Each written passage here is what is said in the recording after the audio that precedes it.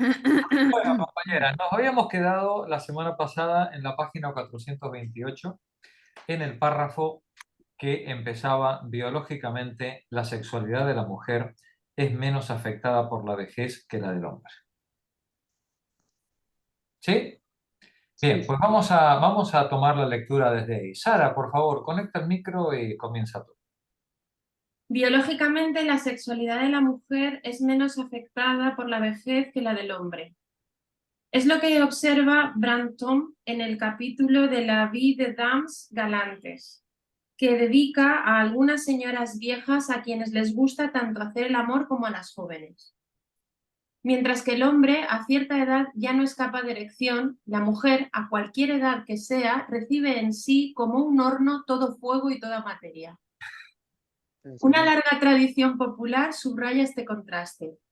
En uno de los cantos de las alegres musas de Caledonia, una mujer de edad se queja de la impotencia de su viejo marido. Ahora, los locos abrazos de sus años juveniles, que ya no son más que un pálido recuerdo, pues en Añora, la añora. que ya no son más que un pálido recuerdo, Dice, porque en la cama dice, él... retoma desde arriba. Vale, que me he saltado En uno de En los... uno de los cantos de las alegres musas de Caledonia, una mujer de edad se queja de la impotencia de su viejo marido. Añora los locos abrazos de sus años juveniles, que ya no son más que un pálido recuerdo, pues en la cama él no piensa más que en dormir, mientras que ella se consume en deseo. La ciencia de hoy confirma la validez de esas indicaciones. Según Kinsey, a lo largo de toda la vida hay mayor estabilidad sexual en la mujer que en el hombre. A los 60 años, sus posibilidades de deseo, de placer, son las mismas que a los 30. Según Masters y Johnson, la intensidad de la respuesta sexual disminuye con la edad. Sin embargo, la mujer sigue siendo capaz de llegar al orgasmo, sobre todo si es objeto de un estímulo sexual eficaz y regular. Entre las que no tienen relaciones físicas frecuentes, el coito provoca a veces dolores, durante o más tarde, así como fenómenos de dispareunia y disuria. Dispareunia y disuria. Y disuria. Lo primero son dolores en la relación sexual y la disuria es el ardor al orinar, ¿no? Continúa. No se sabe si el origen de estos trastornos es físico o psicológico. Añado que a la mujer puede gustarle hacer el amor aunque no llegue al orgasmo. Los placeres preliminares cuentan para ella quizá más todavía que para los hombres. ¿Os acordáis del polimorfismo, ¿no? Del deseo, ¿no? Es decir, esos preliminares pueden ser un asunto muy interesante, ¿no? Continúa, Sara. Es normalmente menos sensible que el hombre a la apariencia de su pareja y en consecuencia menos afectada por su envejecimiento. Aunque su papel en el amor no sea tan pasivo como se ha pretendido, no tiene por qué temer un fracaso. Puede cumplir actividades sexuales hasta sus últimos días. Sin embargo, todas las encuestas muestran que sus actividades son de hecho mucho menos numerosas que las de los hombres. A los 50 años, según Kinsey, el 97% de los hombres tiene todavía una vida sexual y solo el 93% de las mujeres a los 60 años. El 94% de los hombres y no solo el 80% y solo el 80% de las mujeres. Es que socialmente el hombre a toda edad es sujeto y la mujer un objeto, un ser relativo. Casada, con su destino es ordenado por el de su marido. Este tiene término medio 4 años más que ella y en él el deseo decrece. O si subsiste, se dirige a mujeres más jóvenes. Sin embargo, a la mujer de edad le es muy difícil tener parejas extramaritales. Gusta todavía menos a los hombres que el hombre viejo a las mujeres. En su caso, la gerontofilia no existe. Un hombre joven puede desear a una mujer lo bastante grande como para ser su madre, pero no su abuela. A los ojos de todos, una mujer de 70 años ha cesado de ser un objeto erótico. Los amores venales le son muy difíciles. Es muy excepcional que una mujer vieja tenga los medios y la ocasión de pagar su nombre, y en general la vergüenza, el temor del qué dirán, la disuaden. Para muchas mujeres de edad, esta frustración es penosa porque siguen atormentadas por sus deseos. Por lo común, los apaciguan masturbándose. Una ginecóloga me citó el caso de una mujer de 70 años que le suplicaba que la curara de esa práctica a la que se entregaba noche y día. Gracias, Sara. Luisa, continúa tú, por favor.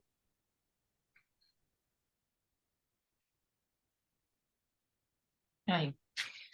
André Martinet, interrogando a mujeres de edad, ha recogido confidencias interesantes. La señora E., gran burguesa de 68 años, católica, militante, con 5 hijos y 10 nietos, le dijo: yo tenía 64 años. Bueno, pues escuche, 4 meses después de la muerte de mi marido, bajé a la calle como quien se suicida, decidida a entregarme al primer hombre que me quisiera.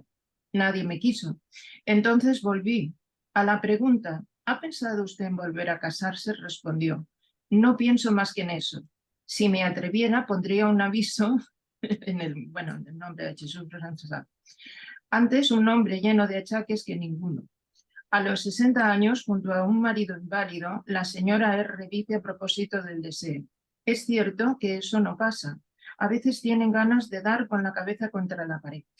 Una lectora de esa encuesta escribe a la revista: me veo obligada a comprobar que a pesar de la edad, la mujer sigue siendo mujer durante mucho tiempo. Hablo con conocimiento de causa porque tengo 71 años. Me quedé viuda a los 60 años. La muerte de mi marido fue brutal. Tardé 2 años en superarla. Después contesté a los anuncios matrimoniales. Lo reconozco, me ha faltado un hombre. ¿Qué digo? Me falta. Es aterradora la vida sin un objetivo, sin afecto, sin poder expansionarse. Su encuesta me ha aliviado. La corresponsal escribe púdicamente afecto, expansionarse, pero el contexto indica que su frustración tiene una dimensión sexual.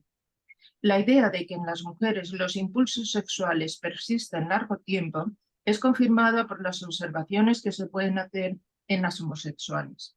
Algunas conservan actividades eróticas hasta después de los 80 años. Eso prueba que siguen siendo capaces de desear mucho tiempo después de haber dejado de ser deseables a los ojos de los hombres. Es decir, que la mujer sufre hasta el fin su condición de objeto erótico.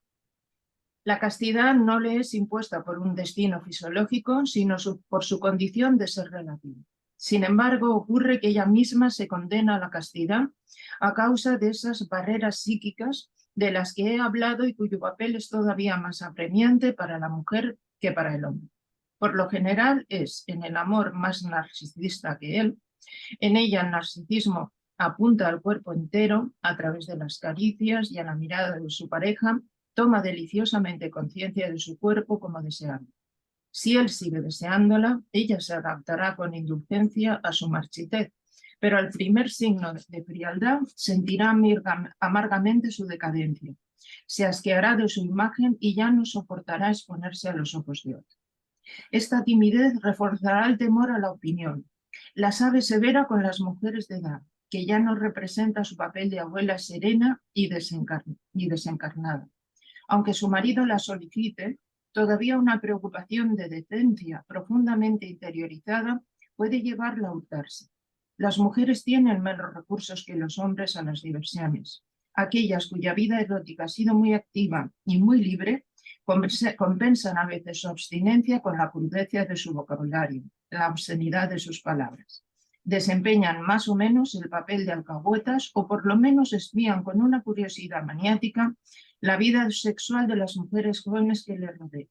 Solicitan confidencias, pero en general la represión se extiende también al lenguaje. La mujer de edad se quiere decente en sus conversaciones como en su conducta. La sexualidad ya no se traduce más que en su manera de vestirse, de arreglarse, en su gusto por la presencia masculina. No se niega a tener relaciones de discreta coquetería con hombres más jóvenes que ella. Es sensible a las atenciones que demuestran que para ellos sigue siendo una mujer. Sin embargo, también entre las mujeres la patología pone de manifiesto que los impulsos sexuales están reprimidos pero no apagados. Los alienistas han observado que en los asilos el erotismo de los sujetos femeninos suele aumentar con la edad. La demencia senil produce delirios eróticos resultante de una falta de control cerebral. En otra psicosis se produce también una liberación de los impulsos. En 110 mujeres de más de 60 años pensionistas de un asilo, el doctor Josh Mae señaló 20 casos de erotismo agudo, masturbación en público, mímica del coito, palabras obscenas, exhibicionismo. Desgraciadamente no indica el sentido de estas manifestaciones. No las ubica en un contexto. No sabemos quiénes son las enfermas que se entregan a ellas. Muchas internas tienen alucinaciones genitales, violaciones, contactos. Hay mujeres que se creen embarazadas a más de 71 años. La señora T, de 70 años, abuela, canta canciones de soldados. Se pasea por el hospital semidesnuda buscando hombres. El erotismo está en el centro de numerosos delirios o es pretexto de depresiones melancólicas. EGU habla de una abuela de 83 años alojada en una casa atendida por religiosas. Hacía ostentación de tendencias tanto homosexuales como heterosexuales. Atacaba a las monjas jóvenes que le llevaban la comida. Durante estas crisis estaba lúcida. Después tuvo una confusión mental. Terminó por recobrar la lucidez y una conducta normal. También sobre ese caso serían de desear más detalles. Todas las observaciones que acabo de transmitir son muy insuficientes e indican que las mujeres de edad no están más purificadas de sus cuerpos que los hombres. Ni la historia ni la literatura nos han dejado testimonio valedero sobre la sexualidad de las mujeres de edad. El tema es todavía más tabú que la sexualidad de los viejos del sexo masculino. Eva, adelante. Hay numerosos casos. Hay numerosos casos en que la libido ya no se manifiesta para nada en el individuo de edad. ¿Cabe felicitarse de ello, como lo afirman los moralistas? Nada menos. Esta mutilación acarrea otras, puesto que sexualidad, vitalidad, actividad están indisolublemente ligadas. A veces la afectividad misma se embota cuando todo deseo ha muerto. A los 63 años, Rétif de la Bretonne escribe: mi corazón ha muerto con los sentidos, y si a veces tengo un impulso de ternura, es un error como el de los salvajes y los eunucos. Después me deja una tristeza profunda. Bernard Shaw creía que al desinteresarse de las mujeres había perdido también el gusto de vivir. Envejezco rápidamente. He perdido todo interés por las mujeres y el redoblado interés que les inspiro me fastidia. Qué sobradito, ¿no? Iba sobrado, iba sobrado. Probablemente debería morirme. Simón ha argumentado que hay alguna relación entre el libido y en general, el deseo, la pasión y la pasión con las cosas en la vida, ¿no? Cuando el deseo sexual muere o se va perdiendo, pareciera como que si no se redirige, se produce un achatamiento en todas las actividades del individuo. Es como que esa fuerza, como que esa sexualidad no es otra cosa que la parte visible de un enorme impulso vital, ¿no? Que lleva al individuo pues, a la creatividad, a los objetivos, a los proyectos, a las cosas que comparte con los demás, a los fines que persigue, ¿no? Y de alguna manera, pues cuando esa fuerza vital se viene abajo de forma generalizada, ¿no? Y no solamente afecta a los proyectos vitales, ¿no? Sino que también afecta pues, al deseo, a las ganas de compartir, de estar con los demás, de construir proyectos y, por supuesto, también a la sexualidad, ¿no? Entonces nos decía el pobre Bernard Shaw creía que al desinteresarse de las mujeres había perdido también el gusto de vivir. Envejezco rápidamente, he perdido todo interés por las mujeres y el redoblado interés que les inspiro me fastidia. Probablemente debería morirme. Continúa, Eva.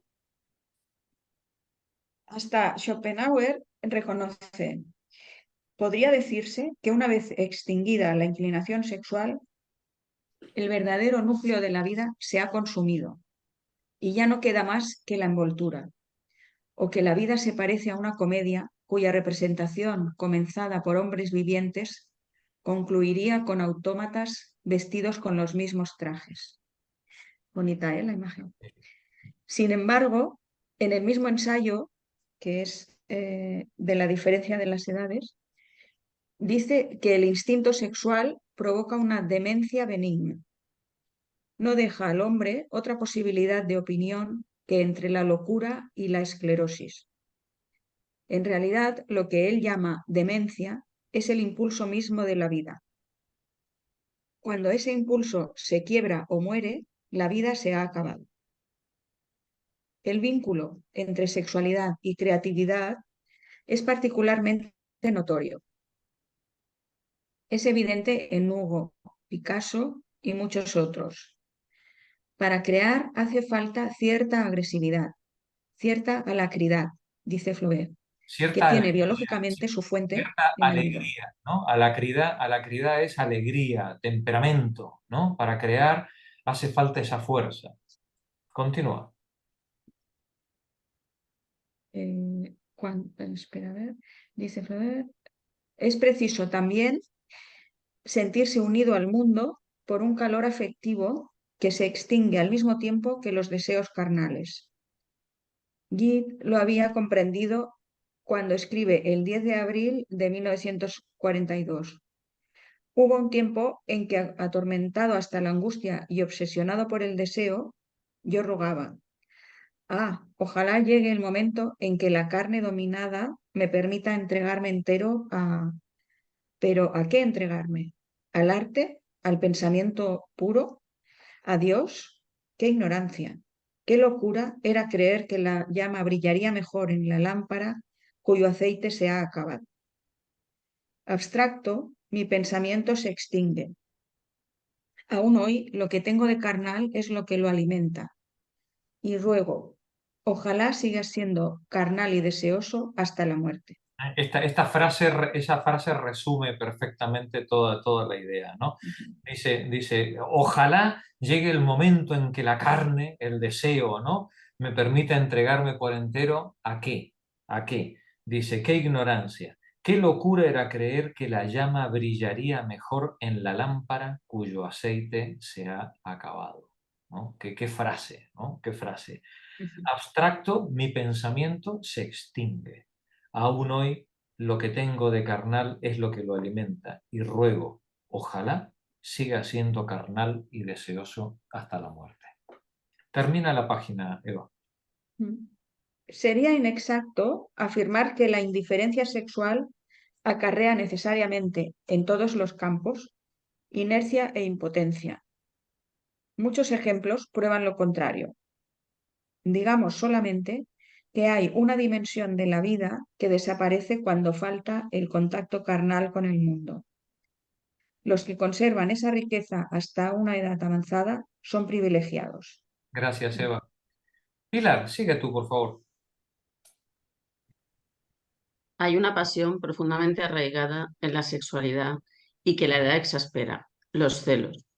Lagache ha mostrado que muy a menudo es el resultado de un desplazamiento afectivo. El peluquero cuyos negocios andan mal se convence de que su mujer lo engaña y la abruma con escenas. Ahora bien, como la vejez es un periodo de frustración generalizada, engendra resentimientos difusos que pueden concretarse bajo la forma de celos. Por otra parte, la degradación de la sexualidad acarrea en muchas parejas viejas rencores unilaterales o recíprocos que pueden traducirse en celos. Leemos a veces en los diarios que un septuagenario ha golpeado o matado por celos a una vieja compañera, o que se ha peleado con un rival. Quizás se ha vengado de la frialdad de su pareja o de su propia impotencia. Mujeres de más de 70 años comparecen ante los tribunales por haberse peleado a causa del viejo amante. En los asilos donde se codean los dos sexos hay violentas peleas provocadas por los celos. El doctor Valier y L.H. Sevillot han comprobado en una encuesta efectuada en el Distrito 13 que las parejas tienen más dificultad en envejecer que los individuos aislados, porque las relaciones afectivas de los esposos se exasperan y se deterioran. La declinación de la salud, el aislamiento consecutivo a la jubilación y a la partida de los hijos los llevan a vivir casi exclusivamente el uno para el otro. Más que nunca, cada uno pide a su cónyuge protección y amor, y cada uno es menos capaz que nunca de satisfacer ese pedido. Esta insatisfacción permanente lleva a la exigencia de una presencia física constante, a los celos, a las persecuciones. La separación asesta a veces un golpe mortal a individuos que literalmente no podían prescindir uno del otro, pero la coexistencia les ocasiona más tormentos que felicidad. Qué párrafo tremendo, ¿no? Esto es tremendo. Tremendo, qué gran, cuántas verdades, ¿no? Estamos descubriendo en este texto, ¿no? Esas cosas que tenemos todos los días delante de la vista y hasta que no nos confronta, no lo vemos, ¿no? Nos dice, la declinación de la salud, el aislamiento consecutivo a la jubilación, la partida de los hijos, los llevan a vivir casi exclusivamente el uno para el otro. Más que nunca, cada uno pide a su cónyuge protección y amor, y cada uno es menos capaz que nunca de satisfacer ese pedido. Esta insatisfacción lleva a la exigencia de una presencia física constante, ¿no? Es tremendo, ¿no? Qué difícil es hacernos mayores, ¿no? Qué difícil, ¿no? Qué difícil. Y cuánta conciencia necesitamos para darnos cuenta de lo que nos va atravesando en cada momento de la vida, ¿no? Sí que Dice, es cierto que tiene mucho, en mi opinión, ¿eh? Porque desgraciadamente estos casos, es lo que tú dices, los tenemos alrededor, ¿no? Pero los que yo recuerdo haber vivido así de cerca tienen mucho que ver con relaciones desiguales y de mucha dependencia. O sea, quiero también. decir, lo que yo he observado, ¿eh? No, en el caso de los celos, sí, en el caso de los celos, Mm, yo creo que hay un enorme componente de desigualdad, claro, mm. claro. Pero que ya lo era antes de la vejez, es lo que quiero decir. Claro, macho, ya venía de Sí, atrás, claro, sí, claro, sí, sí. O sea, que no es que de pronto, porque viene el declive, aparece esto, no. O sea, claro. lo que yo creo es que se exaspera. El declive lo potencia, claro, Exacto. claro, evidentemente. Genera unas condiciones peores todavía de las que había antes. Claro, porque las condiciones de entorno son muy desfavorables. Claro, Entonces, ante esas tendencias, pues igual que el que es más machista, igual que, o sea, es que es, claro, yo creo que se exacerba lo negativo, claro. o sea, de una forma alucinante, es verdad. Cuando justamente lo deseable sería que se exagerara lo positivo, ¿no? Exacto, exacto. Para Para lubricar y hacer la vida más fácil, ¿no? llevarlo mejor. Claro, claro, claro, claro. Qué tremendo. ¿Cuánto psicoanálisis hace falta en la sociedad, Madre mía. Adelante, Pilar. Salvo en las parejas en que la mujer es mucho más joven que el cónyuge, el hombre de edad tiene menos razones de estar celoso que su compañera. Él conserva apetitos sexuales, mientras que ella ya no es un objeto de deseo. Voy a describir dos casos de celos femeninos, los de Juliette Drouet y los de Sofía Tolstoy. Bueno, vienen páginas tremendas, tremendas, ¿vale? La pobre mujer de Hugo y la mujer de Tolstoy, ¿no? Adelante, Pilar, lee la siguiente carilla. Juliette sufrió, esta es la de Hugo, ¿no? Sí. Juliette sufrió toda su vida por las infidelidades de Hugo, que le son aún más penosas cuando ya no tienen relaciones físicas. Se siente sin defensa, vencida, humillada. Cuando en 1873 Hugo tiene una historia con Blanche, Juliette, de 69 años, reacciona con una violencia que no se había manifestado en su pasado. Pide 200 francos a unos amigos y el 23 de septiembre desaparece sin dejar dirección. Él la hace buscar enloquecido. La encuentran en Bruselas. Juliette acepta volver. Él va a buscarla a la estación y se reconcilian. 4 días después, ella le manda uno de sus garabatos. Querido, querido, adorado, después de los horribles 8 días pasados en la desesperación de los condenados, hoy es el primer día en que al mismo tiempo que mis ojos, mi boca, mi alma se abren para mirar a Dios, para sonreírte, para rezarte, para bendecirte. Así que ese sueño horrible ha terminado. Es cierto que me amas, que solo me amas a mí. Pero el 16 de octubre de 1873 No resistiré mucho tiempo a este conflicto que renace sin cesar entre mi pobre y viejo amor y las jóvenes tentaciones que se te ofrecen. Seguramente Hugo había vuelto a ver a Blanche después de haber prometido que rompería. El contraste entre la juventud de la bonita lencera y su propia vejez era insoportable para Juliette. Es la misma desesperación que expresa el 18 de noviembre de 1873. No quiero venirte con la cantinela, perdón, con la cantinela de tus aventuras galantes, pero no puedo dejar de sentir que mi viejo amor hace un triste papel en medio de todas esas aventuras con plumas y labia que quieres. A partir de hoy dejo la llave de mi corazón debajo de la puerta. No sé si os habéis dado cuenta que entre carta y carta hay 3 semanas de Sí, diferencia. sí. ¿Eh? Madre de Dios. Sí, sí, sí, tremendo, ¿no? Continúa. 11 de marzo de 1874. El que no tiene el corazón de su edad tiene toda la desventura. Este epígrafe explica y excusa en su cliché lacónico el trastorno involuntario que introduzco en tu vida mientras yo misma sufro como una condenada. Gracias, Pilar. Claro. Leonor, ¿te apetece leer? Conecta el micro, por favor. 4 de abril de 1874. Para mí la infidelidad no empieza solamente con la acción. La considero confirmada ya por el solo hecho del deseo. Planteado así, mi querido y gran amigo, te ruego que no te sientas molesto y hagas como si yo ya no estuviera. Después renace en ella la alegría. 11 de abril A la semana siguiente. a la semana siguiente, de 1874. Siento en mí una inspiración juvenil que depende probablemente de las 70 primaveras que he absorbido y sin hacer ascos. Pero la tristeza pronto vuelve a ganarla. No solo tenía celos de las queridas jóvenes de Hugo, sino también de su familia. Él había alquilado en Clichy un departamento de 2 pisos. Abajo estaban las habitaciones de recepción, arriba los cuartos donde vivía con su nuera y sus nietos. Juliette se había instalado en el mismo piso que él. La nuera la había hecho bajar sobre pretexto de que los niños necesitaban espacio.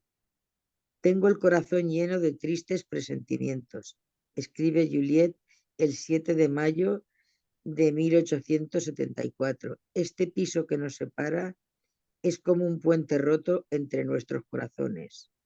Estoy desesperada y me contengo para no llorar a gritos. Seguramente le da tanta importancia al incidente porque sabe que Hugo sigue siéndole infiel. Ella lo padece como una falta de amor, pero también siente vergüenza por Hugo, pues ha visto en efecto que su vida sexual no siempre era brillante. 21 de junio de 1874.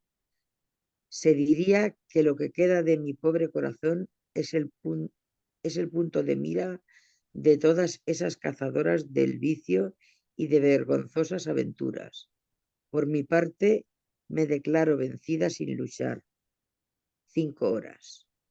Este martirio de Sísifo, que sube todos los días su amor hasta lo más alto del cielo y lo sienta caer todos los días sobre el corazón como todo su peso, me horroriza y prefiero 1000 veces la muerte enseguida a ese espantoso suplicio. Ten piedad de mí, déjame irme. Hay entre ellos escenas dolorosas en que ella desea una separación. 28 de julio de 1874. Tú no eres feliz, mi pobre queridísimo. Yo no lo soy más que tú. Sufres la llaga viva de la mujer que sigue agrandándose porque no tienes el coraje de cauterizarla de una vez por todas. Yo sufro porque te amo demasiado. 6 de julio de 1875.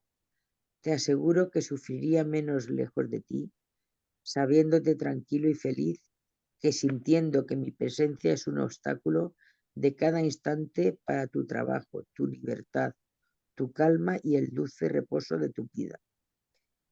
Cualquier cosa vale más tanto para tu corazón como para el mío, que sentir que ya no te basto. 1877. Desalentada. Dudo del cielo y de ti. Gracias, Leonor. Julián, por favor, continúa tú.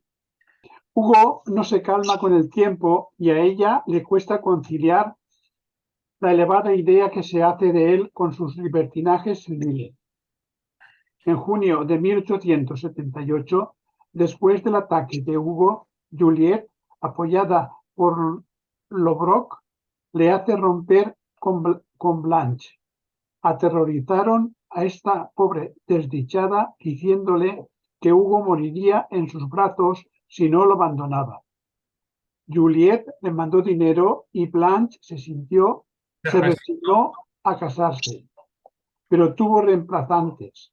Durante el verano que pasaron en Guernesey, el mismo año, Juliette escribe a Hugo el 20 de agosto. Tu alba es pura, tu crepúsculo debe ser venerable y sagrado. A costa de lo que me queda por vivir, quisiera preservarte de ciertas faltas indignas de la majestad de tu genio y de tu edad. Fijaos qué curioso, esto ya lo hemos visto en otros casos que nos ha contado Simón, ¿no? Cuando en 1878, después del ataque que sufre Hugo, ¿no? A él lo quieren proteger, ¿no? No se sabe si lo quieren proteger a él, si quieren proteger su honorabilidad o quieren proteger la herencia, ¿no? Sí, pero a él lo quieren proteger, ¿no? Y entonces van a ver a Blanche y la aterrorizan a la muchacha diciéndole que si no lo deja, que Hugo se va a morir, ¿no? Que Hugo se va a morir. Inclusive Juliette le manda dinero y Blanche se resigna, ¿no? Ya está. Si veis la nota 45, mirad lo que dice. No se consoló nunca. Iba a ver a los amigos de Hugo para hablarles de él. Espiaba sus salidas para verlo desde lejos. Después de la muerte de Juliette, trató de reanudar sus relaciones, pero los amigos de Hugo interceptaban sus cartas, ¿no? Continúa, Julián. Por más que Hugo le escribiera, sé que mi alma es de tu alma. Ella no soportaba que él siguiera recibiendo cartas femeninas. La mujer del secretario de Hugo cuenta que todo le servía de pretexto para disputarse, incluso en Guernesey. Esta mujer, que se dejaría matar por el maestro, se complacía en acribillarlo a filerazos. Una mañana estalló una crisis por una carta escrita por una antigua criada. Madame Drouet había abierto la carta, lágrimas y crujir de dientes. Juliette encontró una bolsa con 5.000 francos en monedas de oro y preguntó qué complacencia debía pagar ese dinero. Otra vez encontró viejas libretas con nombres de mujeres. Fue un drama. Hubo otro cuando supo que había andado por la calle de los burdeles. Quiso irse a vivir a Gema con su sobrino. Se reconciliaron y ella se instaló en París en el mismo departamento que él, pero siguió atormentándolo. Escribía el 10 de noviembre de 1879. Temor de recordar lo que ha sucedido, de entrever lo que sucederá. Ya no me atrevo a mirar ni adelante ni atrás, ni en ti ni en mí. Tengo miedo. El 11 de noviembre le reprochaba sus sacrílegas y múltiples tentativas de suicidio. Su conducta le parecía no solo indigna, sino peligrosa. El 8 de agosto de 1880, mi muy querido, me paso la vida pegando como puedo los pedazos de mi ídolo sin poder disimular las fracturas. Un día en que reconoció a Blanchette al acecho en la avenida Víctor Hugo, tuvo un terrible arrebato de cólera. Por momentos estaba tan triste y tan desalentada que dejaba de escribir sus garabatos. Vivió junto a Víctor Hugo hasta su muerte, pero no volvió a conocer la paz. Qué A terrible, ver, qué terrible lo que es una vida atada al dolor y el sufrimiento, ¿no? Qué terrible. a veces, en particular en la historia de Blanche, fue una vieja amante abusiva, pero se comprende su desilusión. Había imaginado que envejecerían tranquilamente uno junto al otro, los dos cansados de los placeres de la carne. Pero no. O bien él tenía relaciones en las que comprometía su corazón y ella sufría de que no fuera todo suyo, o bien él se contentaba con encuentros venales que ella juzgaba degradantes. Sus lágrimas, sus gritos tenían la excusa de un amor sincero y total. Gracias, Julián. Elida, sigue tú. Vamos a ver el caso de Sofía Tolstoy. Vale. Bien, los celos de Sofía Tolstoy eran de una índole completamente distinta. Siempre había detestado acostarse con su marido y muy pronto había desplazado ese rencor hacia los celos. Esto es curioso, ¿no? Porque es exactamente, pareciera ser el caso contrario, ¿no? Sí. ¿No? Continúa. Anotaba desde 1863 que los celos eran en ella una enfermedad innata. A lo largo de todo su diario repite: estoy devorada por los celos. Sufría por su situación relativa junto a un hombre de personalidad aplastante y por su vida retirada, austera, que los múltiples embarazos no bastaban para llenar. Detestaba el campo, los mujiks. Los momentos más felices de su vida conyugal fueron cuando Tolstói escribió Guerra y Paz y Ana Karenina. Ella copiaba los borradores y se sentía unida a él por esa colaboración. Cuando Aquí, Tolstói... este es un ejemplo de lo que antes comentabais, ¿no? Sí, Como cuando ella, aunque esté en una posición relativa, cuando ella participa del trabajo y del éxito de la pareja, ¿no? Entonces, bueno, pues encuentra una especie de reconocimiento derivado, ¿no? sí. Que le permite, bueno, pues sentirse bien, ¿no? En esa situación, ¿no? Continúa, Elida. Sí. Cuando Tolstói dejaba de escribir novelas, ella se sentía traicionada, pero sobre todo no aceptaba la actitud de su marido con respecto al dinero. A partir de 1881, las preocupaciones morales y sociales de Tolstói pasaron a primer plano en su vida. Hubiera querido distribuir sus tierras a los mújiks y renunciar a sus ganancias literarias. Para no intervenir directamente en la explotación de sus tierras, se limitaba a dejar su gestión a Sonia. En 1883 quedó entendido que ella misma editaría las obras de su marido anteriores a 1881, año del segundo nacimiento de Tolstói, y que cobraría los derechos de autor. En compensación, Tolstói fundó con su discípulo preferido, Cherkov, una editorial, El Mediador, que difundiría en el pueblo a bajo precio obras de calidad. Estas disposiciones no bastaron para devolver la paz al matrimonio. Ella le reprochaba que sacrificara a sus hijos a los mujiks. Él detestaba la vida demasiado confortable y mundana que su mujer le hacía llevar. Entre nosotros se ha empeñado una lucha a muerte, le escribió. En adelante confió sus manuscritos a su hija mayor, Macha. Sonia se ahogaba de cólera. Me mata sistemáticamente, me aparta de su vida personal, lo cual me hace un daño atroz. Anotaba el 20 de noviembre de 1890. Odiaba a los tolstoyanos, sobre todo el favorito, Cherkov. La sonata Kreutzer, en que Tolstói condenaba el matrimonio y predicaba la castidad, aumentó su rencor. Las escenas se hicieron cada vez más violentas. Para tranquilizar su conciencia, Tolstói renunció a su fortuna mobiliaria e inmobiliaria en beneficio de su mujer y de sus hijos. Sin embargo, decidió ceder sus últimas obras al dominio público. Esta cláusula irritó a Sonia al punto de que corrió a la estación para arrojarse bajo un tren, pero no lo hizo. Tremendo, En el... tremendo, ¿no? Es decir, tremendo. Es el caso radicalmente opuesto. Continúa. En enero de 1895, Tolstoy concluyó Amo y Servidor. En lugar de darlo al mediador y a Sonia para la colección de sus obras completas, lo prometió a una revista que dirigía una mujer.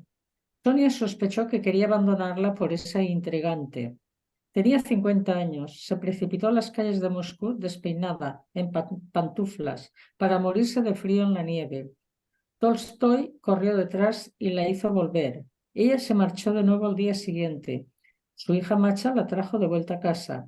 Una vez más huyó, se hizo llevar en coche a la estación de Kursk para arrojarse bajo un tren. Su hijo Sergio y Macha la alcanzaron. Tolstoy cedió. Sin embargo, no tenía intención de abandonarla. Un día, a los 67 años, un discípulo que guadañaba a su lado le sugirió una separación. En un arrebato de cólera, Tolstoy lo amenazó con su guadaña y después se desplomó sollozando. Cuando Sonia tenía 52 años, su idilio platónico con el músico Tanayev exasperó a su marido. No he dormido en toda la noche, me duele el corazón, no he podido dominar mi orgullo y mi indignación. Escribe el 26 de julio de 1896. Había entre ellos escenas sin tregua, recriminaciones, explicaciones de viva voz, por carta, por teléfono. Ella nota los celos enfermizos que ha manifestado León Nikolayevich al enterarse de la llegada de Tanayev. Me han hecho mucho mal y me han llenado de espanto. En efecto, él le había escrito cartas muy duras. Es infinitamente penoso y humillante que un extraño absolutamente inútil y sin ningún interés gobierna ahora nuestras vidas. Es horrible, horrible, innoble y vergonzoso.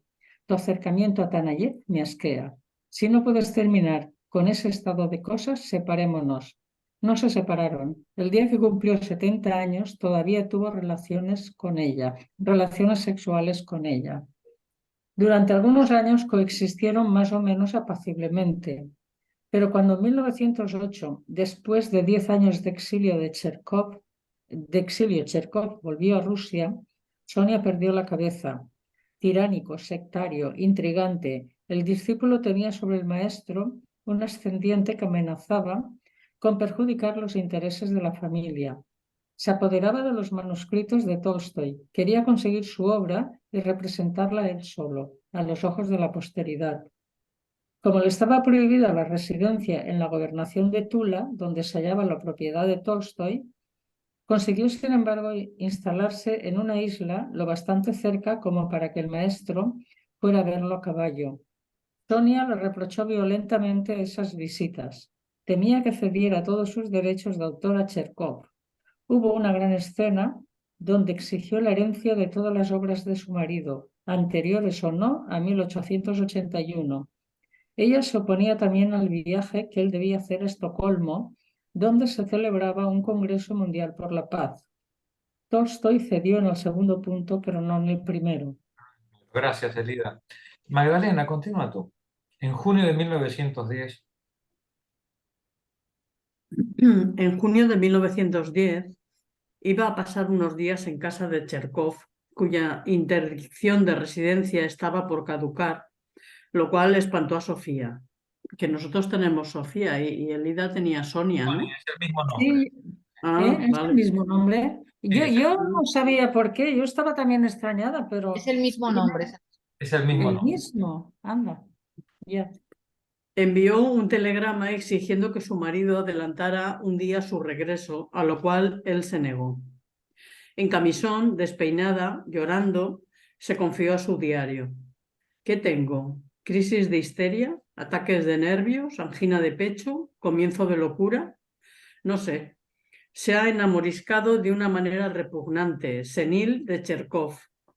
Enamorarse de los hombres es una costumbre de su juventud. Y ahora está dispuesto a hacer todos sus caprichos. Estoy locamente celosa de León Tolstoy con respecto a Cherkov. Siento que me ha quitado todo aquello de lo que he vivido durante 48 años. Se me ocurre ir a Stolbora y allí arrojarme debajo del tren. Qué manía tenía esta mujer con los trenes.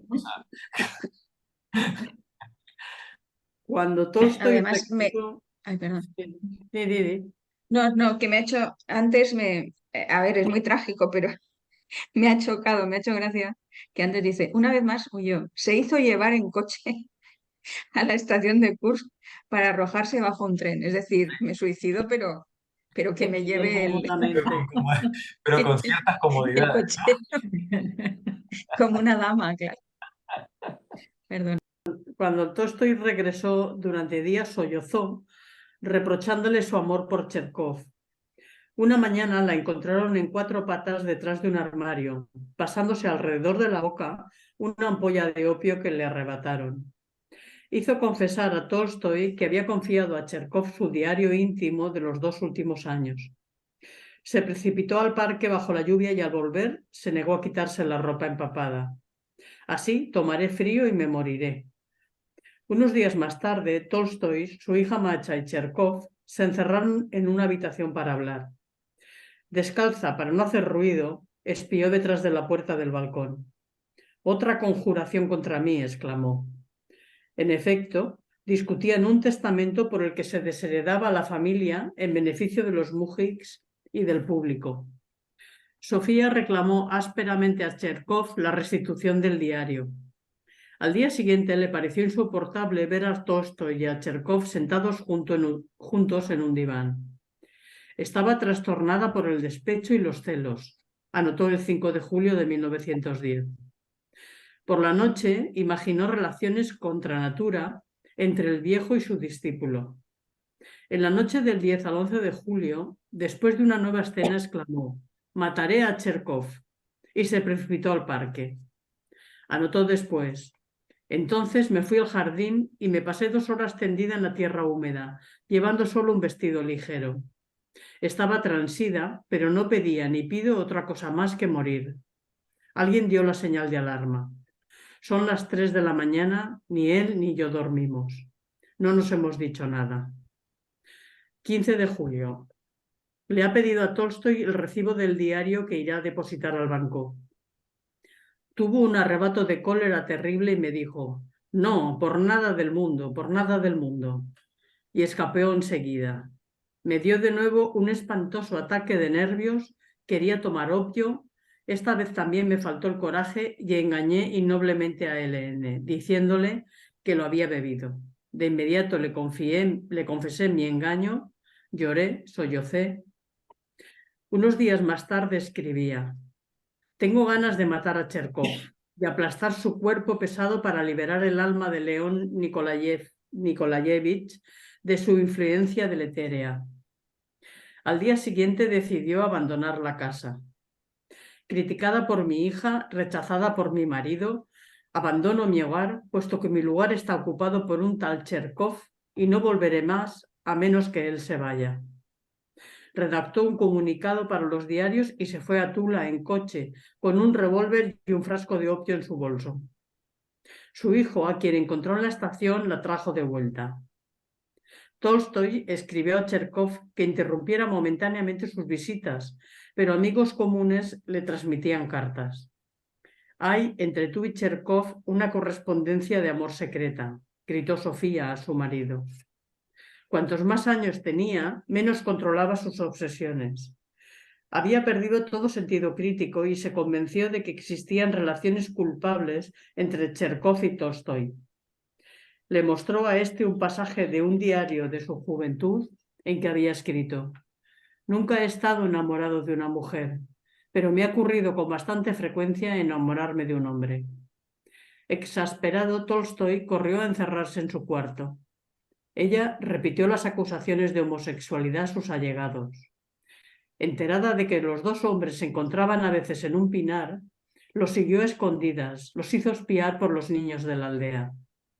Hurgaba en los papeles de Tolstói en busca de pruebas de homosexualidad. Un día pensó en hacer las paces con Cherkov. «Pero cuando pienso que volveré a ver su cara y encontraré en el rostro de L.N. la alegría de verle, el sufrimiento se eleva de nuevo en mi alma. Tengo ganas de llorar y una protesta clama en mí. El espíritu del mal está en Cherkov». Gracias, Magdalena. Monse, termina tú el capítulo. El 18 de agosto. El 18 de agosto, Cherkov fue autorizado directamente a residir en la gobernación de Tula. Es mi condena a muerte. Mataré a Cherkov. Lo haré meter preso, él o yo. Buscaba en toda la obra de Tolstoy indicios de su homosexualidad. Sin embargo, anotaba el 22 de agosto. De mi nacimiento. Tengo 66 años y siempre energía, la misma ardiente emotividad y, según dice la gente, el mismo aire. Estando sola en Yasnaya, Poliana entró en el despacho de su marido, descolgó de la pared las fotos de Cherkov y de Macha y puso las suyas en cambio. A su regreso, Tolstoy volvió a poner en su despacho las fotos suprimidas. Sofía escribe el 26 de septiembre. El hecho de que LN no haya Lo haya. retrato de... Lo haya. Sí. El retrato de CH puesto de nuevo en su lugar me ha sumido otra vez en una atroz desesperación.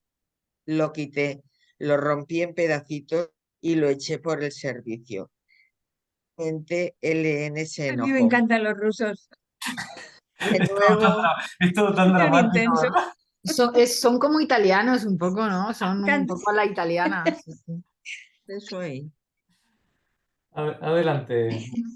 A su regreso, Tolstoy volvió a poner en su despacho las fotos suprimidas. Sofía escribe el 26 de septiembre. El hecho de que LN lo haya, el retrato CH, puesto de nuevo en su lugar, me ha sumido otra vez en una atroz desesperación. Lo quité, lo rompí en pedacitos y los eché por el servicio. Naturalmente, LN se enojó. De nuevo tuvo un acceso de desesperación. Los celos de CH me atacaron con más violencia y una vez más lloré hasta agotarme y dolerme la cabeza. Pensé en el suicidio. Con una pistola de juguete disparó 2 tiros que Tolstoy no oyó. Enterada de que Tolstoy tenía un diario para mí solo, entre comillas, comprendió que había redactado un testamento que la dejaba fuera de la sucesión. Escribió a su marido una carta furiosa. Trató de enternecerlo llorando y besándole las manos para que modificara su última voluntad, pero no. Segura de que cuando salía a caballo era para encontrarse con Cherkov, se apostó el 16 de octubre en un foso, cerca de la casa de este, para mirarla a vista. Tolstoy no fue. Ella regresó a Yasnaya Poliana, y un criado la descubrió sentada en un banco tiritando. De nuevo suplicó a Tolstoy que no volviera a ver a ese asqueroso de Cherkov. Harto, Tolstoy decidió irse y le dejó una carta donde no ponía su dirección. Ella escribió en su diario: 28 de octubre. LN ha huido de improviso. Horror. Su carta para que no lo busquen, diciendo que abandona para siempre su vida de anciano. Seguida de haber leído una parte, corrí en mi desesperación a arrojarme al estanque vecino. Tolstoy se había ido por la mañana en coche con el doctor Makovitsky, después de haber escrito unas líneas a su mujer. Y se detuvieron en el momento de Óptima. Pensaba alquilar una isla cerca del monasterio de Chamordino, cuando su hija Macha, a quien había transmitido su dirección, fue a buscarlo. Le contó las escenas de histeria de Sofía y le aconsejó que fueran más lejos. Volvieron a tomar el tren acompañados por Macha y ya se sabe el fin. Tolstoy agonizando en casa del jefe de la estación de Astapovo, Sofía prevenida por los periodistas rondando alrededor de la casa sin que se le permitiera entrar. Vio 9 años a su marido. No se reconcilió con Macha hasta poco antes de su muerte en 1919. Estamos, pues, muy lejos de la pareja ideal soñada por Robert Burns. En las parejas que han vivido felices y unidas, la vejez es con frecuencia un elemento de desequilibrio.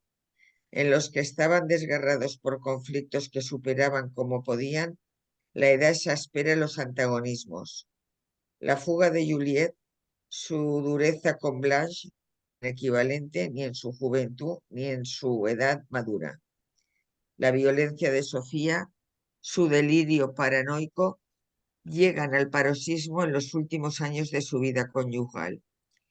Esta intensidad es porque la frustración experimentada por el anciano provoca en él conductas de reivindicación y de agresividad. No hay duda también de que la brevedad de su futuro lo lleva a multiplicar sus exigencias. El amor, la confianza, todas las satisfacciones que reclama, tiene que obtenerlas enseguida o nunca. Esa impaciencia no le permite tolerar nada que lo contradiga. No podremos enteramente los celos seniles si no hemos examinado en su totalidad la experiencia vivida por el anciano. Bueno, gracias, Monse. Bueno, compañera, capítulo 5, superado. 6. Capítulo 6, no, 5, capítulo 5 superado. El 5 Ahora lo viene, hemos acabado, sí. El 5 lo hemos acabado. sí, ahora viene el 6. El 6 empieza con una discusión de conceptos filosóficos que yo creo que merecerá que analicemos previamente, ¿vale? Que es el ser en sí y el ser para sí.